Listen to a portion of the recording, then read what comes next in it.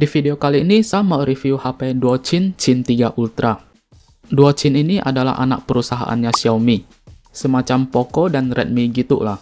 Kalau Poco kan buat flagship killer, ngutamain price to performance. Kalau Redmi itu budget phone. Nah, kalau Duochin ini fokusnya ke dumb phone.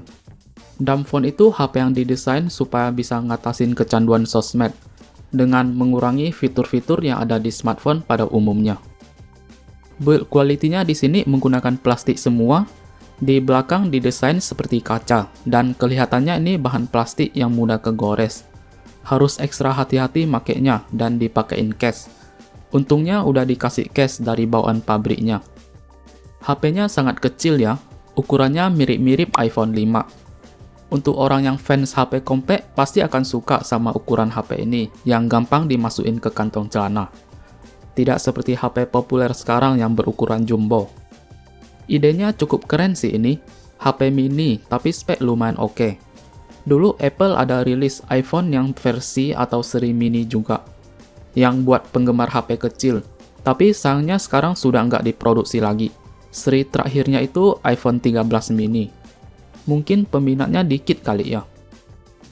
HP ini mempunyai layar IPS 5 inch dengan resolusi 1520x720 dan refresh rate-nya 60 Hz. Layarnya cukup jernih dan detail, tapi untuk warnanya ini masih kurang ya, rada-rada kusam gitu, dan touchscreen-nya juga sedikit delay.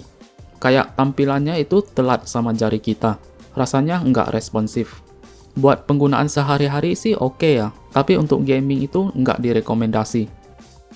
Untuk kameranya di sini ada kamera depan 5 megapiksel dan kamera belakang 8 megapiksel. Dan ada flash. Kualitas kameranya ini susah diterima ya, apalagi diukur dari harganya yang 3 jutaan. Ini hasilnya kayak HP 1 jutaan. Kalau cahayanya cukup sih oke, tapi kalau udah tempatnya agak redup sedikit, itu udah kacau hasil fotonya.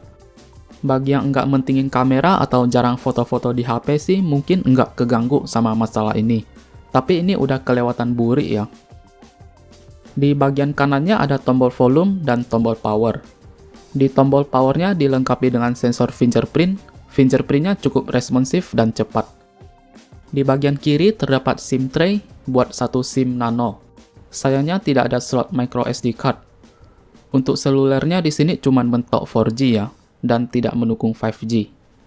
Di atas ada AR blaster dan mikrofon. Tipikal Xiaomi sih ini. Di bawah ada mikrofon, port USB Type-C, dan speaker. Kualitas suaranya sini saya nggak berharap banyak ya, asal bisa bersuara aja.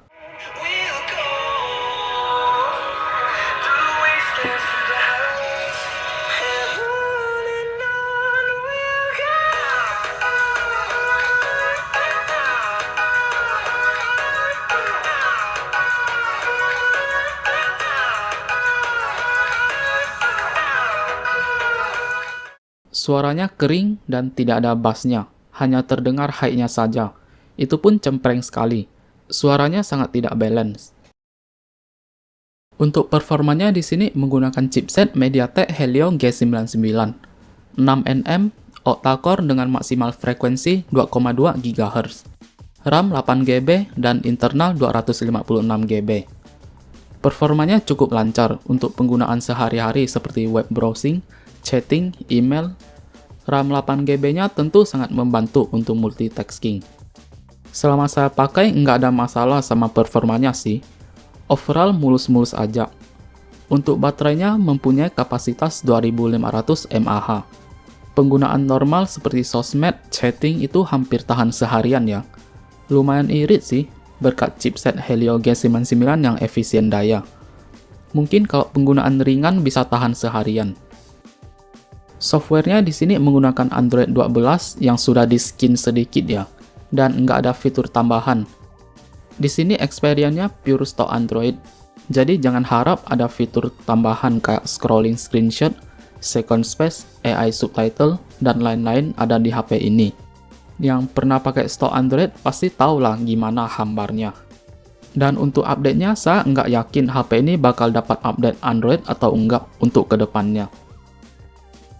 Saya tes bermain GTA San Andreas, frame rate-nya cukup konsisten di 60 fps. Lumayan lancar dan stabil ya. Mungkin gara-gara resolusi HP-nya cuma 720. Jadi kebantu banget buat performanya, dan GPU-nya nggak perlu bekerja dengan maksimal juga. Cuman sayangnya touchscreen-nya sedikit delay aja. Saya main selama 5 menit, baterainya sudah terkuras 4%. Selanjutnya Minecraft di sini cukup oke dengan settingan medium.